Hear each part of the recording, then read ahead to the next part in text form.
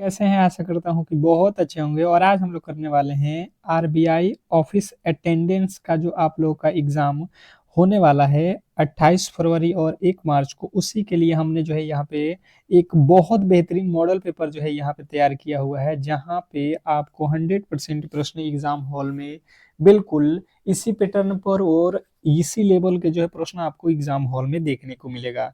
तो आप एग्ज़ाम से पहले इस मॉडल पेपर को कर लो, आपका एग्ज़ाम बहुत ही सरल तरीके से जो है बीतने वाला है, ये 100% गारंटी है। तो जो भी मेरे दोस्त आज जो है आरबीआई ऑफिस अटेंडेंट का जो है एग्ज़ाम देने जा रहे हैं, जिनका भी पेपर 28 और 1 मार्च को होने जा रहा है, बिल्कुल ही इस क्लास को स्किप मत करिएगा, क्योंकि जिस तरीके के आपके एग्ज़ाम हॉल में क्वेश्चन आने वाले हैं, जो टॉपिक से आने वाले हैं, जो आपका सिलेबस है 2026 का, ये जो नया सिलेबस आया हुआ है उसके अकॉर्डिंग जो है मैंने इस क्लास को जो है रखा हुआ है, ठीक है। तो ये क्लास करने से आपको बहुत बड़ा बेनिफिट होगा, ये आप लोग ध्यान में रखिएगा। तो पूरा का पूरा हर एक प्रश्न कर लो, यहाँ पे मैथ भी मिलेगा, आपका ऑल सब्जेक्ट मिलेगा, ठीक है। ऑल सब्जेक्ट के क्वेश्चन आपको इसी क्लास में देखने को मिलेगा। मैथ मिलेगा, रीजनिंग मिलेगा, जीके मिलेगा और आपका इंग्लिश मिलेगा। चारों के चारों सब्जेक्ट के प्रश्न मिलेंगे जो आपके एग्जाम हॉल में आना तय है, ठीक है। तो बेहतर है कि आपको अगर एक सीट पक्का करना है तो पूरे के पूरे क्लास को देखिए। आपको सुबह, शाम और दोपहर 3 क्लासेज आपको जो है डेली प्रोवाइड हो रहा है, तो तीनों क्लास को बेहतर तरीके से आप डेली किया करिए। चलिएगा पहले प्रश्न की ओर, और पहला प्रश्न आपके सामने है। उससे पहले आप लोगों से एक छोटी सी रिक्वेस्ट रहेगी, जो भी मेरे दोस्त मेरे चैनल पे नए आए हैं, तो प्लीज़ जो है आप लोगों के लिए हमने इतना जो है बेहतर कंटेंट बनाने की कोशिश की है, तो कम से कम आप जो है इसको सपोर्ट करो, कम से कम वीडियो को एक बार लाइक कर दो, ठीक है। और चैनल पे नए आए हो और आपका भी एग्ज़ाम है, तो बिल्कुल आप हर एक क्लास को बिल्कुल ही स्किप मत करो। तो चैनल को सब्सक्राइब करके बेल आइकन दबा दो, ताकि हर एक क्लास की नोटिफिकेशन आप तक पहुंच जाए, ठीक है। पहला प्रश्न की ओर चलेंगे और पहला प्रश्न गणित का है। हर एक प्रश्न कराऊंगा, आप क्लास को अंत तक देखो। इसने कहा है 2400 15%, 2400 का 15% यहाँ पे है, प्लस 120 का जो है 20% कितना होगा, ये हम लोगों से पूछा गया है। ये प्रश्न में जो है हम लोगों से पूछा गया है, और इसके अब राइट उत्तर हमें जो है पता करना है। तो किस तरीके से और किस लेवल से हम पता करेंगे, आइए बेहतर तरीके से समझ लेते हैं। जैसे समझने की कोशिश करेंगे कि यहाँ पे दिया है 200 जो है 40, 240 का 15% यानी कि 15 बट्टे में हो जाएगा आपका 100। बात क्लियर आप समझ रहे होंगे? बात क्लियर आपको समझ में आ रहा होगा? बिल्कुल क्लियर समझ में आ रहा है। फिर प्लस है तो आपको देना है प्लस 220, 220 का 20% यानी कि 20 बट्टे में आपको 100। अब देखो यहाँ से जो है आप क्या करोगे, एक जीरो से एक जीरो काट दो, 15 के पहाड़े में 3 मंत्र में, 15 के पहाड़े में 2 मर्त में, 2 के पहाड़े में ये हो जाएगा 12 मर्त में, 12 में 3 से गुणा कर दो, 12 3 36 हो जाएगा, प्लस यहाँ से देखो एक जीरो से एक जीरो, एक जीरो से एक जीरो, 12 दूना का 24, 24 और 36 जोड़ दो, कितने होते हैं 60 है। मुझे लगता है कि आसानी से सभी लोगों का ऑप्शन नंबर बी आया होगा, 60। जो भी मेरे दोस्त 60 को चुने हैं, जो भी मेरे दोस्त यहाँ पे ऑप्शन नंबर बी को चुने हैं, उनका बिल्कुल 100% सही उत्तर है, इसमें कहीं से भी डाउट नहीं होना चाहिए। बेहतर था प्रश्न, बहुत बेहतर था प्रश्न। आपको ऐसे प्रश्नों को बेहतर तरीके से सॉल्व करना आना चाहिए। अगला प्रश्न दूसरा है कि संख्या श्रृंखला से रिलेटेड प्रश्न है। आपको यहाँ पे देखिएगा क्वेश्चन आपके सामने दूसरा है, रीजनिंग से रिलेटेड प्रश्न है। फटाफट से आपको अगला पद बताना है, वेरी वेरी इंपॉर्टेंट प्रश्न है, और ऐसे प्रश्न को आपको सॉल्व बहुत कम समय में करना आना चाहिए। देखिए खास करके गणित और जो है आपके रीजनिंग, इसमें जो है टाइम टेकिंग होते हैं, तो इसको फास्ट आपको कैलकुलेशन आना चाहिए, तो ही आप एग्जाम हॉल में सारे के सारे प्रश्न करके आओगे, ठीक है। तो कैलकुलेशन फास्ट करो, ताकि हर एक क्वेश्चन आप करके आओ, ठीक है।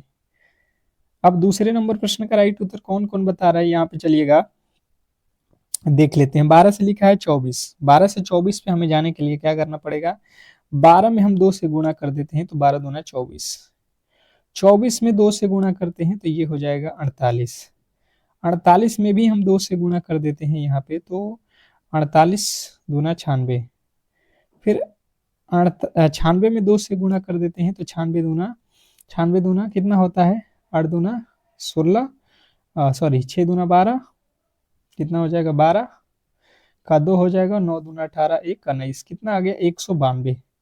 बिल्कुल सिंपल सा लॉजिक था, आपको दो गुना किया हुआ है, आप भी दो गुना करते तो ऑप्शन नंबर सी जो है आपके बिल्कुल राइट उत्तर है, इसमें कहीं से भी डाउट नहीं होना चाहिए। बेहतर था प्रश्न, बहुत बेहतर प्रश्न था।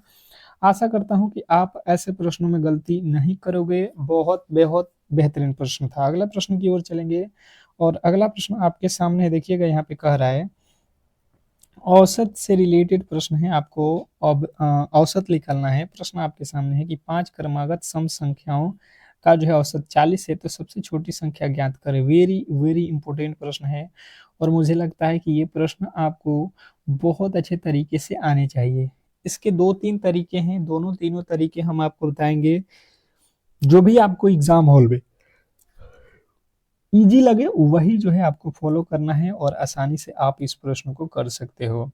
ठीक है, तो देखिए ट्रिक के साथ आपको बिल्कुल पढ़ाया जा रहा है, आप क्लास को बिल्कुल स्किप नहीं करेंगे, ऑल सब्जेक्ट देखेंगे और वीडियो जो है आपको पसंद आ रहा है, अगर आपको क्लासेज अच्छा लग रहा है, समझ में आ रहा है, तो बिल्कुल क्लास को लाइक करके चैनल को सब्सक्राइब करके हमारे से जुड़ जाओ, क्योंकि इस तरीके की क्लास आपको हम डेली ही प्रोवाइड कर रहे हैं। ठीक है, बिल्कुल फ्री है।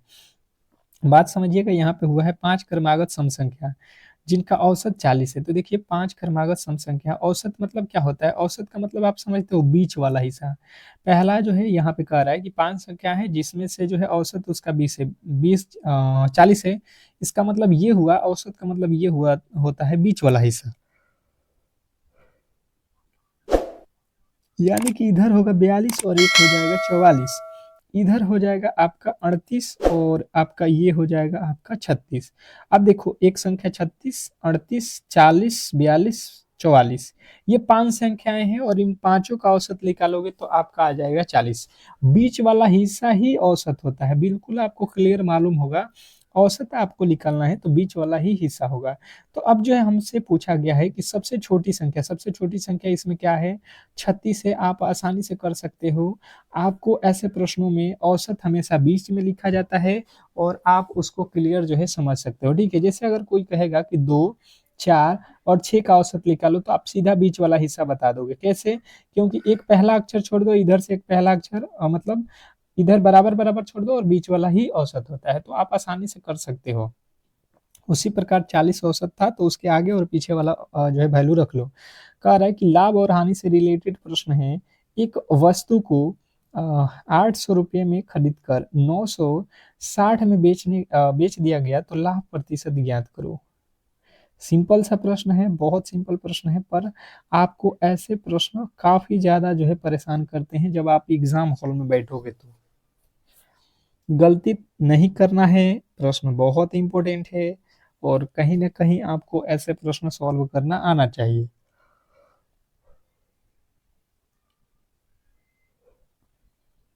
क्या लगता है आपको इस प्रश्न का राइट उत्तर?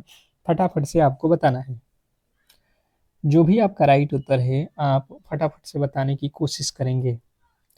जैसे आप समझने की कोशिश करेंगे तो बेहतर तरीके से आपको समझ में आएगा। इसने कहा है कि एक वस्तु को 800 रुपये में खरीद कर, यानी कि वस्तु जो है 800 रुपये में आपने खरीदा है और इसको जो है 960 रुपये में बेच दिया गया है। कितने में बेचे हो? 960 में। क्लियर, आपको बात समझ में आ गया? आप कहिएगा कि भाई साहब 800 रुपये में हमने खरीदा है और 900 रुपये में हमने बेच दिया है, यानी कि यहाँ से जो आपको यहाँ पे अंतर दिख रहा है, ये तो आप लोगों को दिख रहा है कितना? 160 रुपये का। अधिक कितना में आप बेचे हो? 160 रुपये का। पर ये प्रश्न कह रहा है प्रतिशत बताओ, 160 रुपये में नहीं, प्रतिशत में बताओ।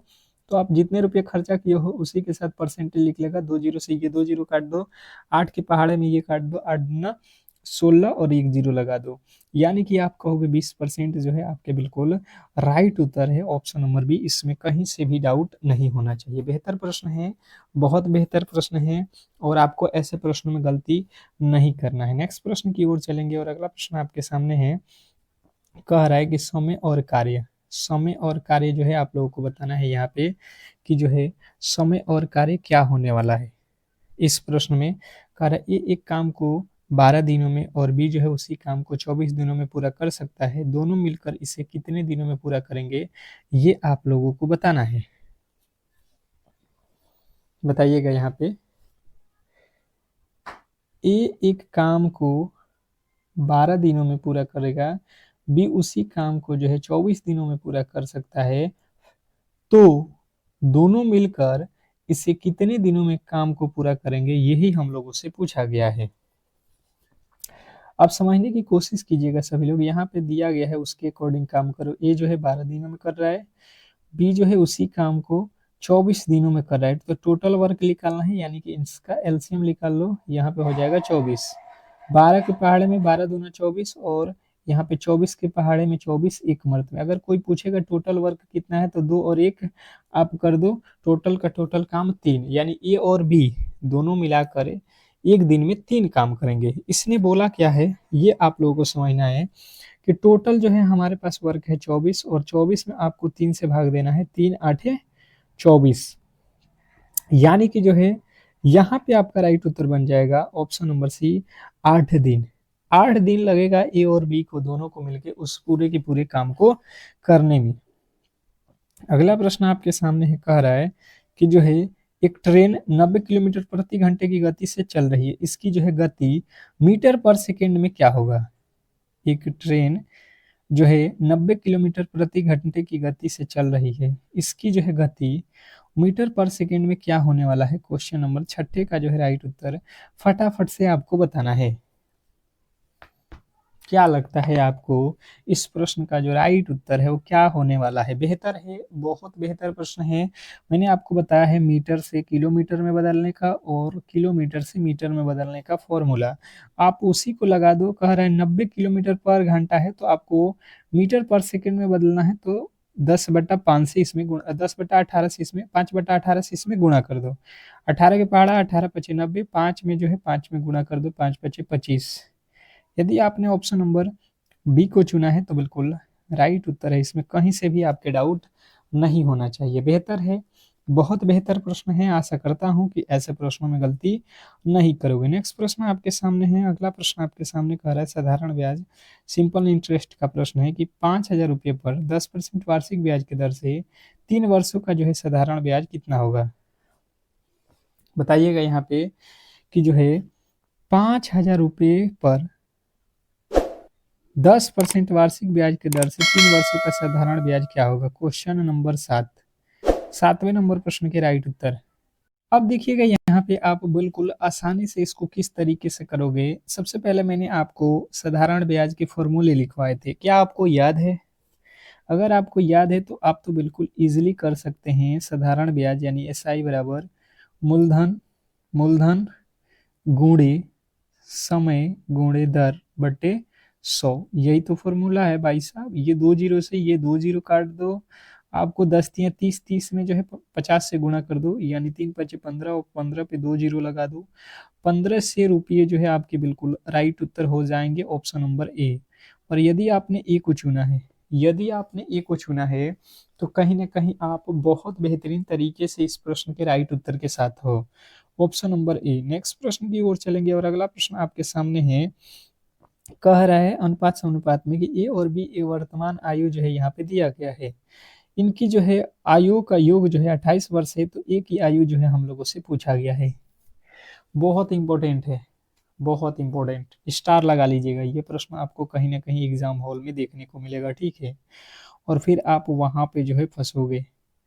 फिर कह रहा हूँ, जो भी मेरे दोस्त इस बार एक सीट पक्का करना चाहते हैं, तो बिल्कुल जो भी आपको क्लासेज कराया जा रहा है, आप सुबह शाम और दोपहर तीनों क्लास करो। बिल्कुल प्रश्न आपको यहीं से देखने को मिलेगा, ये 100% गारंटी है, ठीक है। अब जैसे में कह रहा है कि ए और बी की वर्तमान आयु, तो आप अनुपात में जब भी दे तो आपको वहां पे मानना पड़ेगा। जैसे हमने मान लिया कि ए का एज 3 वर्ष है, 3x है, और बी का एज 4x है। इसने कहा इनकी जो है आयु का योग कर दो, तो योग करोगे तो यहाँ पे हो जाएगा 28 वर्ष। ये जोड़ दो, 4 3 7x बराबर ये हो जाएगा आपका 28। ये काट दो तो x का वैल्यू 7 चौका 28, यानी x का वैल्यू हो जाएगा आपका 4। x का वैल्यू कितना आएगा 4। ठीक है जी, कोई दिक्कत नहीं है। अब इसने कहा है कि ए की जो है आयु क्या होगी इसमें, ये आपको बताना है। देखो ए की आयु है 3x, ए की आयु कितनी है 3x हमने माना है, यानी कि 3 और x का वैल्यू आपका कितना आया है 4, तो 3 और 4 में गुणा कर दो, 3 चौके 12, 3 चौके 12 जो है आपके बिल्कुल राइट उत्तर है। इसमें कहीं से भी आपके डाउट नहीं होना चाहिए। बहुत बेहतरीन प्रश्न है, आशा करता हूँ कि आपको क्लियर समझ में आ गया होगा। नेक्स्ट प्रश्न की ओर चलेंगे और अगला प्रश्न आपके सामने है, क्षेत्रमिति का प्रश्न है, कह रहा है एक आयत की जो है लंबाई 10 मीटर और चौड़ाई 8 मीटर है, तो इसका क्षेत्रफल क्या होगा। एक आयत की जो लंबाई है वो 10 मीटर और चौड़ाई 8 मीटर है, तो इसका जो है क्षेत्रफल क्या होगा, ये आपको बताना है। क्वेश्चन नंबर 9, 9वें नंबर प्रश्न के राइट उत्तर आप लोगों को बताना है।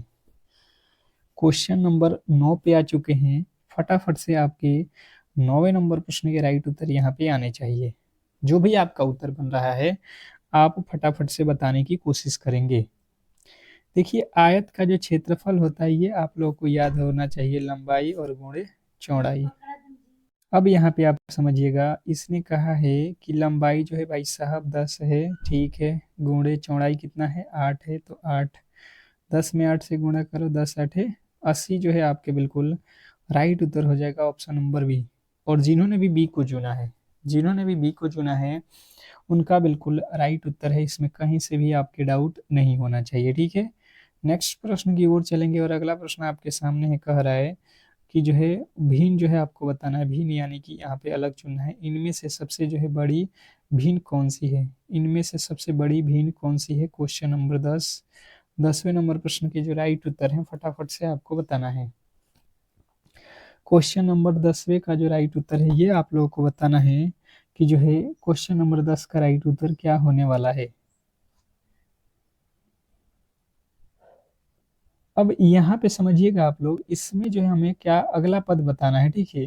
तो अगला पद जो है हमें भिन्न में देखना है, तो देखिए सबसे पहले लिखा है 1/2, फिर लिखा है 3/4, फिर लिखा है 2/3, फिर लिखा है 5/8। तो अगला पद जो है, नहीं, सबसे बड़ी भिन्न हमसे पूछा गया है, सबसे बड़ा जो है इसमें भिन्न कौन सा है। तो देखो सबसे पहले आपको छोटा या बड़ा कभी भी भिन्न पता करना हो तो इसमें एक जीरो आप बैठा लो ऊपर।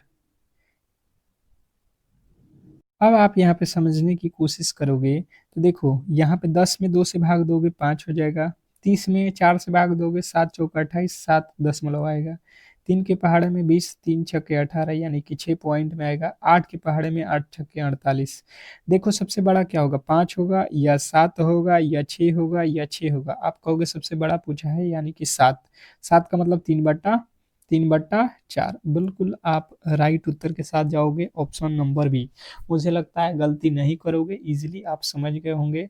अगला प्रश्न आपके सामने है, कह रहा है 11वें नंबर प्रश्न की जो है, कह रहा है कि हाल ही में G20 समूह का जो है 21वां अस्थायी सदस्य कौन बना। स्टार लगाइएगा प्रश्न पे, क्योंकि प्रश्न आपको सिलेक्शन दिलाने वाला जो है हम लेकर आ रहे हैं, ठीक है।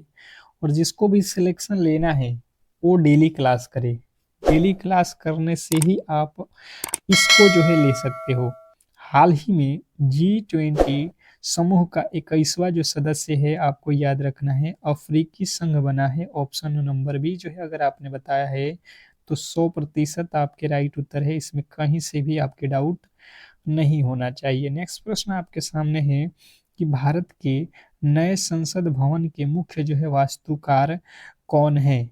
भारत के नए जो है संसद भवन के वास्तुकार जो है कौन है। क्वेश्चन नंबर 12, 12वें नंबर प्रश्न के जो राइट उत्तर हैं फटाफट से आपको बताना है कि क्या होने वाला है।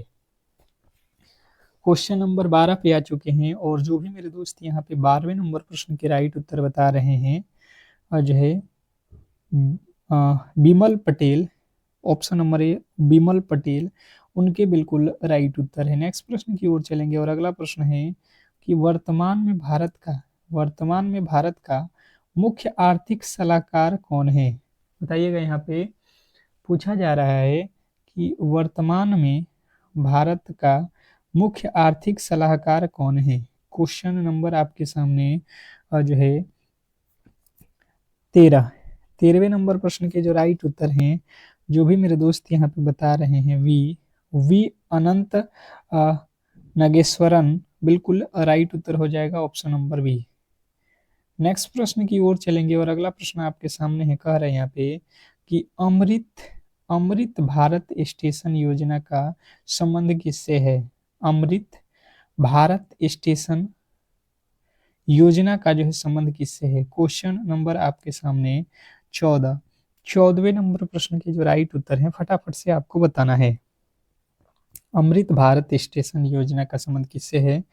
तो जो भी मेरे दोस्त यहाँ पे बता रहे हैं, रेलवे स्टेशनों का जो है कायाकल्प, तो बिल्कुल राइट उत्तर है ऑप्शन नंबर बी।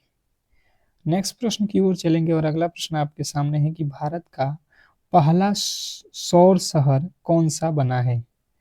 भारत का पहला सौर शहर कौन सा बना है? Question number 15। 15वें नंबर प्रश्न के जो राइट उत्तर है, फटाफट से आपको बताना है। क्वेश्चन नंबर 15 पे आ चुके हैं और जो भी मेरे दोस्त यहाँ पे बता रहे हैं 15वें नंबर प्रश्न के राइट उत्तर की जो है संघ सूची यानी कि मध्य प्रदेश, बिल्कुल सांची यानी कि मध्य प्रदेश।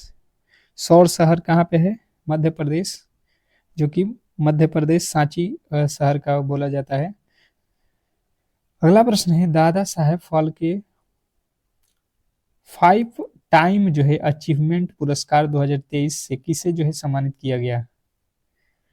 तो ये जो है आप लोगों को किसे दिया गया है, दादा साहब फाल्के? तो आपको बताना है Waheeda Rehman, option number B जो है आपके बिल्कुल राइट उत्तर है। नेक्स्ट प्रश्न की ओर चलेंगे और अगला प्रश्न है कि डिजिटल भुगतान को बढ़ावा देने के लिए हर भुगतान डिजिटल मिशन किसने जो है शुरू किया? डिजिटल भुगतान को बढ़ावा देने के लिए हर भुगतान डिजिटल मिशन किसने शुरू किया?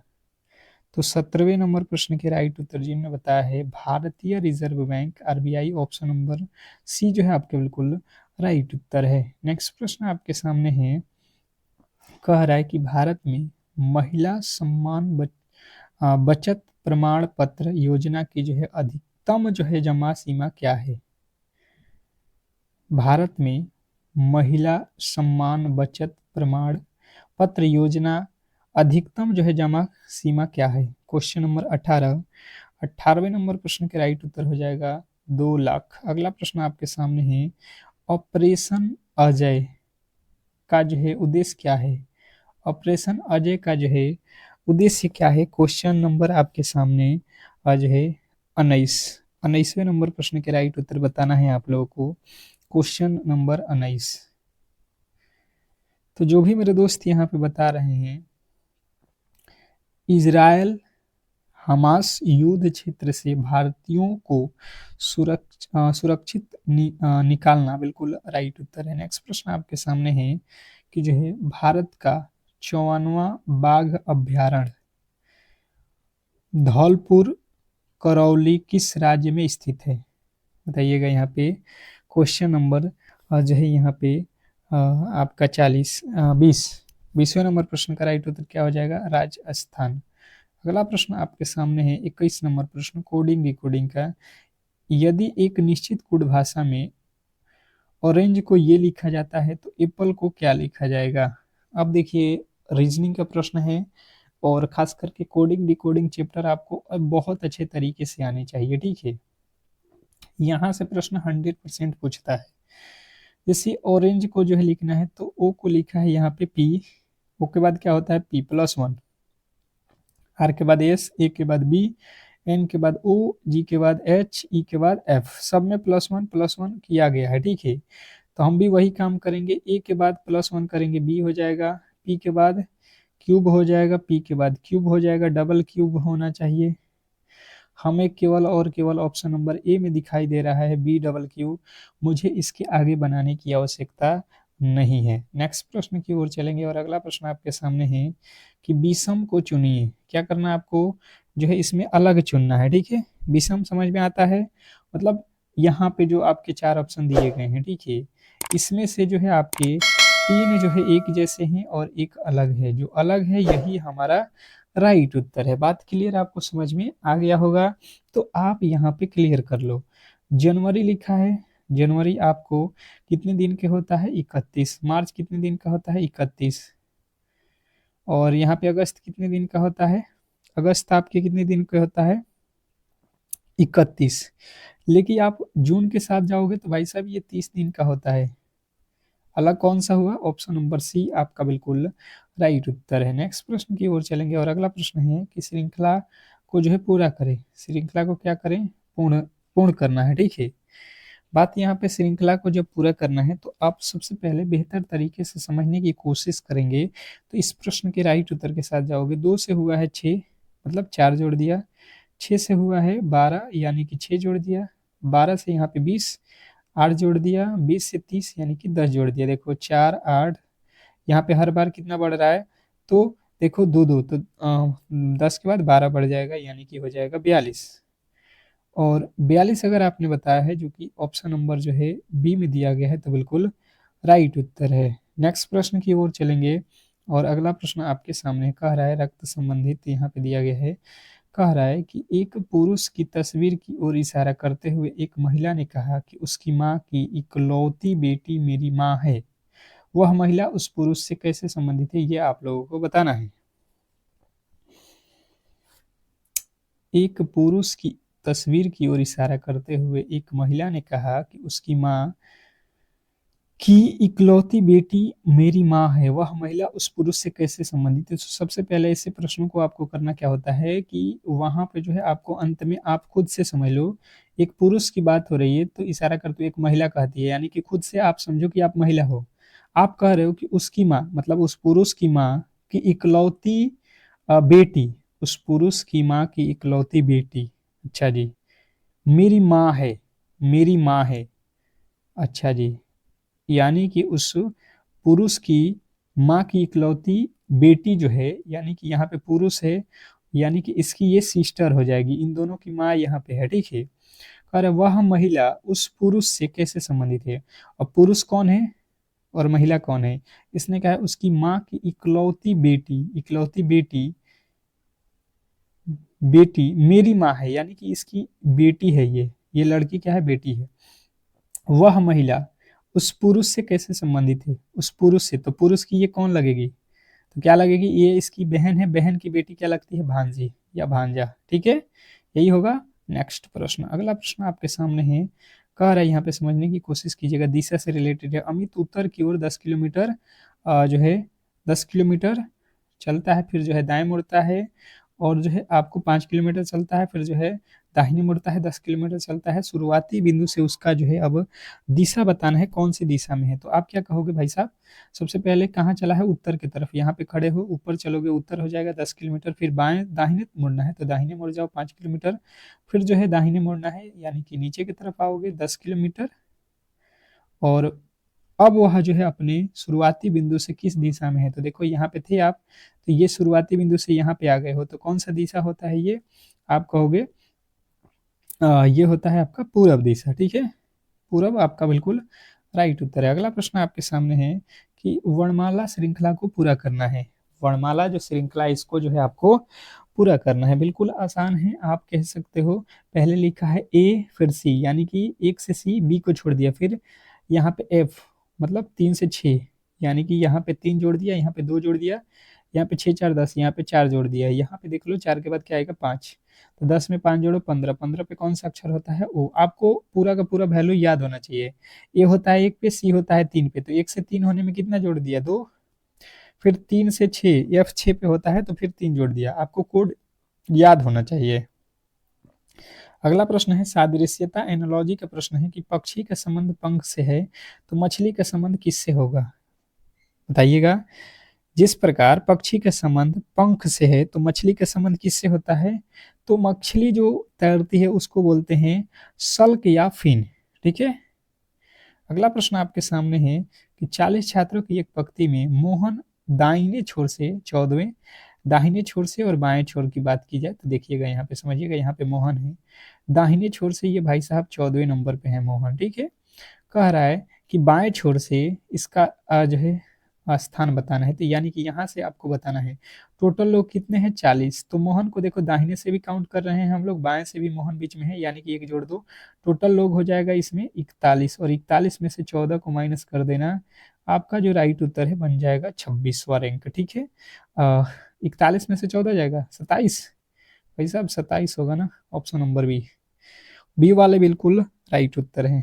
नेक्स्ट प्रश्न, अगला प्रश्न है कि लुप्त संख्या ज्ञात कीजिए। लुप्त संख्या जो है आप लोगों को बताना है, आप इजिली कर सकते हो। 5 को लिखा है 25, तो 7 को क्या, देखो 5 का 25 किस प्रकार, अगर 5 को वर्ग करोगे तो 25 हो जाएगा, तो 7 का भी वर्ग कर दो, 7 सते 49 जो है आपके बिल्कुल राइट उत्तर है, ऑप्शन नंबर सी। नेक्स्ट प्रश्न आपके सामने है, कह रहा है कि न्याय निगम यानी कि सिलोजिज्म को जो है बताना है।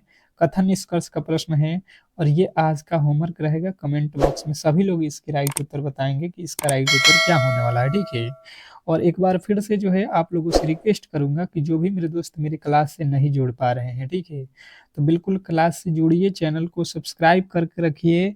हर एक क्लास आपको सुबह शाम और दोपहर में दिया जा रहा है, जो कि बहुत ज़्यादा इंपॉर्टेंट है आपके एग्जाम के पॉइंट ऑफ व्यू से। तो मिलते हैं अगले क्लास में, तब तक के लिए धन्यवाद।